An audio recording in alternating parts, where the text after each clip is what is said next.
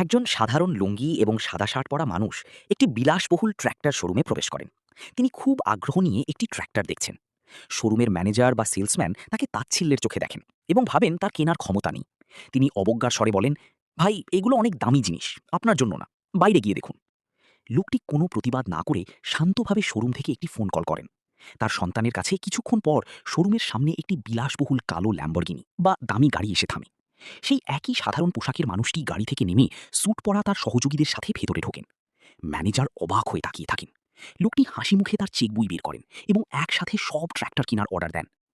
মানুষের মূল্য তার পোশাকই নয়, তার স্বপ্ন আর পরিশ্রমী। পোশাক দেখে কাউকে ছোট করবেন না, কারণ নদীর গভীরতা ওপর থেকে বোঝা যায় না।